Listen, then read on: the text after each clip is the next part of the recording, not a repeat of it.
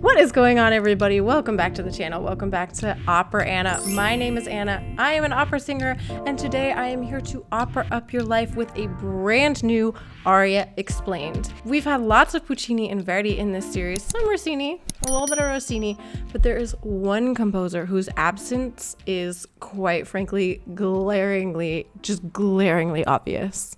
The classical composer whose name even the most anti-opera people among us know, and whose music you can find sort of sprinkled throughout mainstream culture.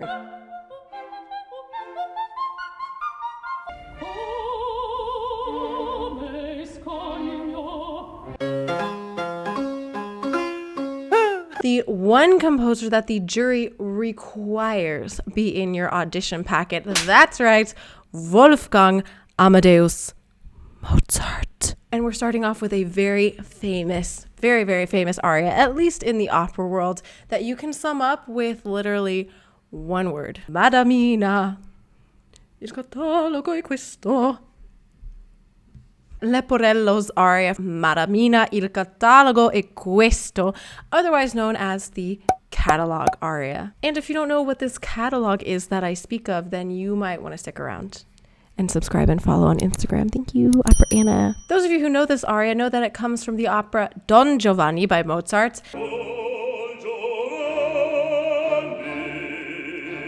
It's apparently the month of womanizers on Opera Anna, because last time we looked at the Duke of Mantua's aria, La Donna è Mobile, and today we've got Leporello, although not a womanizer himself. He is the right-hand man to Don Giovanni, aka Don Juan, aka Casanova. Being such an infamous character in storytelling and commedia dell'arte, this was not a new story when Mozart got his hands on it. And in fact, just a few months before Mozart's Don Giovanni premiered, the same material was presented by Giuseppe Gazzaniga. Unfortunately, Giuseppe Gazzaniga had the misfortune of being a contemporary of Mozart and therefore was utterly doomed to fail in the history books from the get-go. A for effort, though.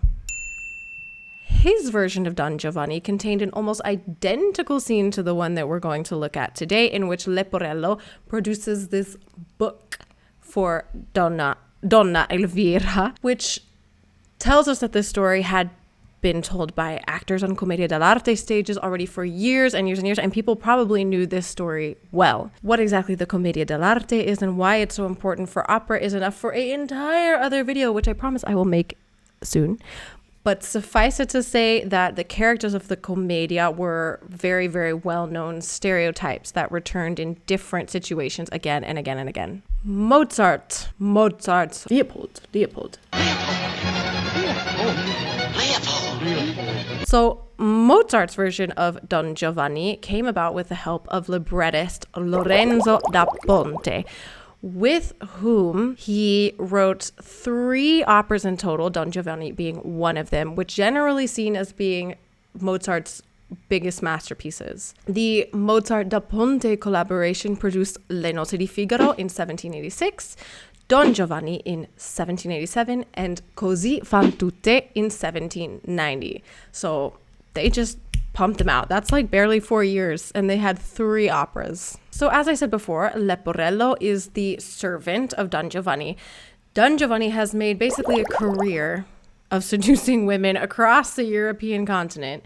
And as we learn in this scene, Leporello has taken it upon himself to keep a record of all of these conquests. So even though we're only in Act 1 of the opera, quite a lot has happened already, so we're going to go through that really quickly. Leporello is actually the first character that we see in the entire opera when the curtain first opens, as he is keeping watch for Don Giovanni while Don Giovanni is attempting his latest conquest with Donna Anna.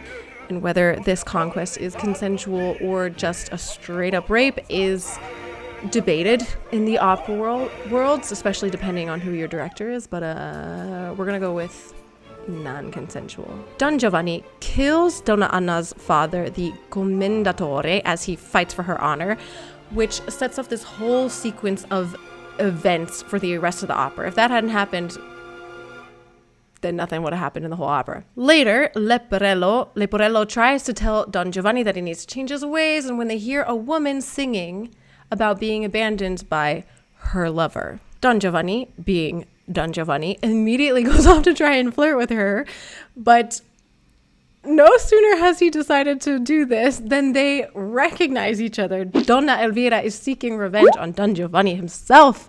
He had promised to marry her and give her the castle on the hill, as it were.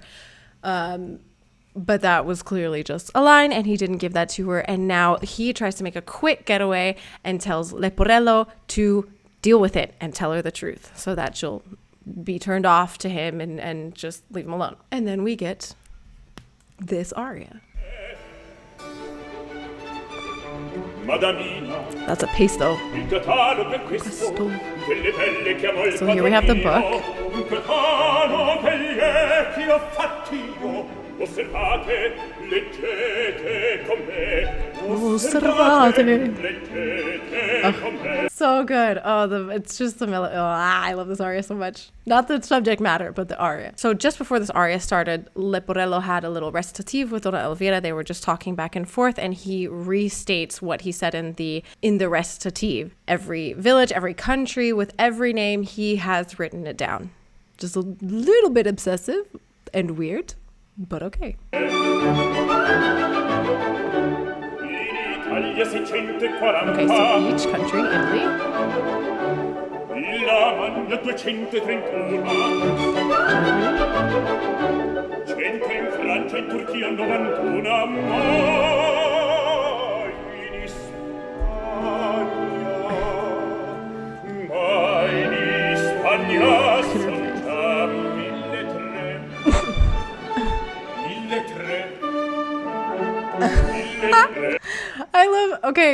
Kudos to this singer for using that repetition of mille tre, really, using it again and again and again in a different way. Normally they just sort of like confirm, like, yes, mille tre.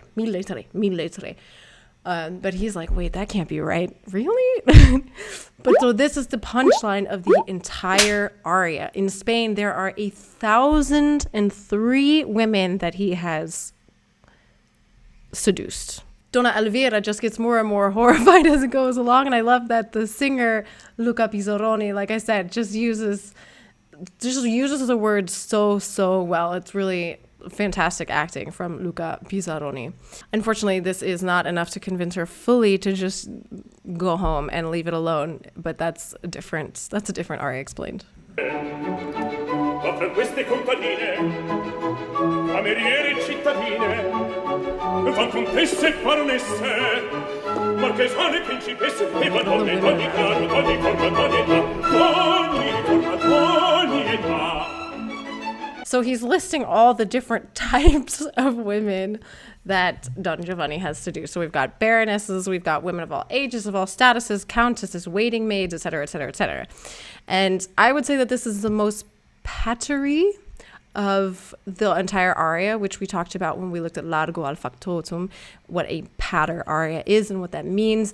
The very, very rapid one syllable per note singing that he does here. It's really, really hard. Trust me, it's really hard. In this context, however, it really rams home just like the idea of how many women Don Giovanni has been with and that he can just rattle them off really quickly. Oh, poor Donna Elvira. In Italia, 640. Oh, now so she has the book now. And he just recites it. Oh. You can feel her soul just being crushed under the weight of this information. It's so sad.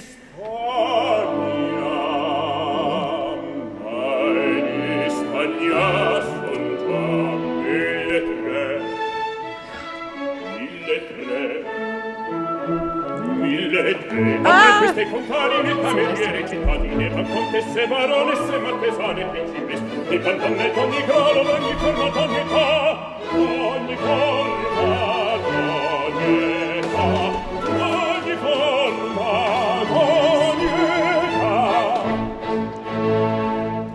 Okay, so I haven't seen this production, but it seems like this little theater magic trick that they do where they open up the set and they show many, many more balconies of women just sort of watching the scene unfold, and it's just, oh, it's heartbreaking. So this aria is a reverse cabaletta cavatina. Normally in this form, you would first get a slow cabaletta followed by a much more upbeat cavatina. That's just what they're called, first slow and then fast. But here it's been switched. After we've had the very upbeat cavatina, we're going into a slow, much more romantic cabaletta, if you will, in which Leporello will describe Don Giovanni's preferences for women. And the knife just keeps getting twisted further and further into Donna Elvira's back. It's, oh.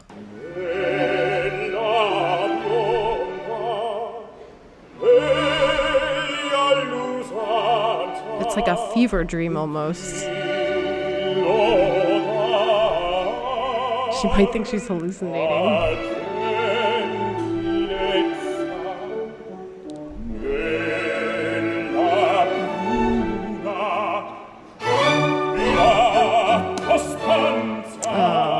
So this little joke, he says brunettes are quite loyal, or might be interpreted as like having lots of tenacity or constancy in the act of sex itself. But it's just so there's just so much generalization going on, which makes it so much worse. Like the blondes, they like, I don't even remember. Blondes are you know, tender and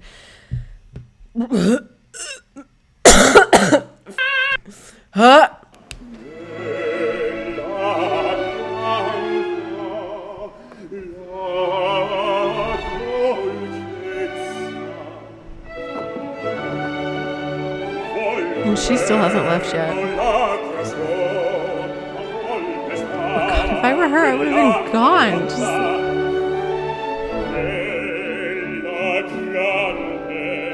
Something different with the orchestra.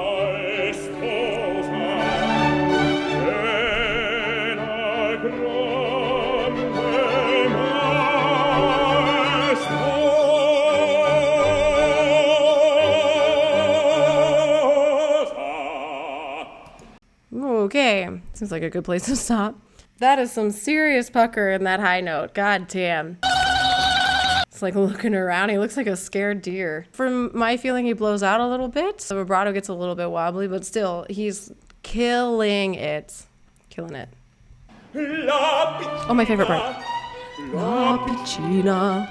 La piccina, la piccina, la piccina, la piccina, la piccina, la piccina, la piccina.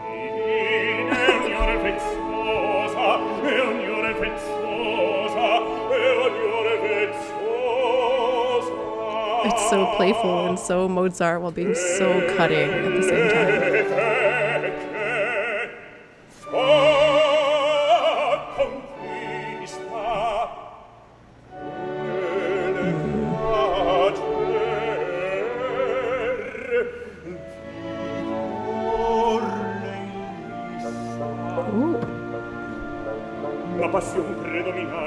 A harmony change. Ugh. Okay, so a couple things.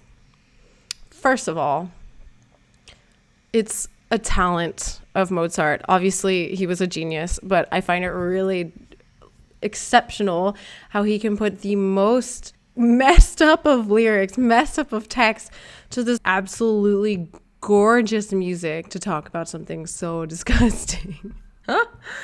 But this maybe like 10-second part that we just looked at is super interesting to me because of this minor quality that the orchestra takes on that we haven't seen or heard before. When he talks about what Don Giovanni's favorite girls to seduce are, we can hear the bassoon in the orchestra go like on this little solo staccato journey leading up to when we find out that his choice of seduction is the young girls. Honestly, like, come on. We're going to skip ahead a bit. We're just skip ahead.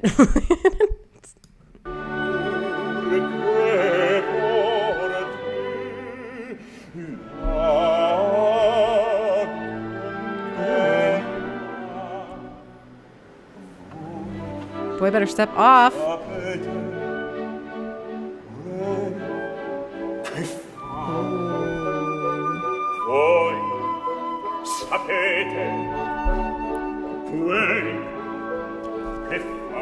Nice. Nice, nice, nice. Not what he says. So he says to win them is his duty, and you know very well that it's not in vain. So just because obviously he got Donna Elvira to fall for it. We see him going for her dress a little bit, which is a bit of foreshadowing for what will come later, because Leporello and Don Giovanni end up switching clothes and Donna Elvira falls for it again. Don't be shocked.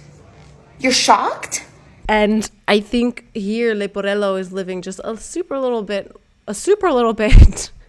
sure, a super little bit vicariously through this information that he's able to give her. He's never possessed the skills nor the crappiness of character to go about life as Don Giovanni does, using lots of color. He gets very sort of like almost sottovoce in that part where he's like going up her dress a little bit and then goes back into full voice in the repeat. And I think it's very well done. Bravo. So fun fact, Mozart, in all of his musical genius, didn't finish writing the overture of Don Giovanni until the day of the premiere, when he finally presented it to the orchestra. He literally finished it at like 7 a.m. and sent it to the printers, and that night was the premiere. And honestly, there are so many instances of Mozart and other composers, to be quite honest, only finishing the music at the very last second, that I have to wonder at the level of the performances back in this day. Were they just way better musicians that they could pull it off and follow the conductor really well? Or did everything just sound like crap all the time? Like, where is the disconnect? Orchestras rehearse for ages, and like, it's baffling to me. The overture also contains 0.0 themes that you find in the opera. So I also have to wonder why he even bothered staying up so late writing something new at all, and didn't just take an old piece of music that he already had, which was common practice at the time. Rossini did it. Like, why couldn't Mozart do it at this point? Maybe he's just too proud. Whatever. Whatever.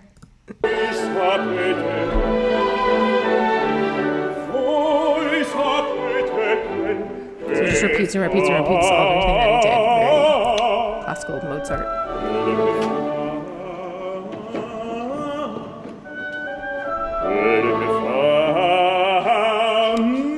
Ooh. Bold choice. And then the set closes once again. Really, it feels like a dream, which might have been the idea. Why? The only thing that would have made it better is if Donna Elvira had just smacked him straight across the face. Oh, wow. I feel like that's like waiting to just happen. That would have been my idea if I was the singer, but you know I'm not the singer, so okay. But again, he plays with the ending a lot. He plays with the music, and he doesn't even say some of the words because he changes it to I can promise you that's not in the score. It gives the character just so much more depth and makes it your own, and just playful and cheeky and more interesting to watch and listen to a singer than who's like always in the technique. You know what I mean? I also think that the stage directing was very well thought out. It didn't look for a second like they didn't know what to do. It seemed very natural, and it was just with the girls in the back sort of like crowding around them. Really, it's well done. I would have loved to see this whole production. I wonder if I haven't found the whole thing on YouTube, but if someone finds it, please let me know. And seen more from this Leporello, to be honest. But we have now reached the end of the aria. Thank you so much for joining me, and I hope you were able to opera up your life just a little bit. If you made it this far into the video, then be sure to like and subscribe and leave a comment, because if not, then like, what was it all for? I mean, really. I will see you in the next video. Addio.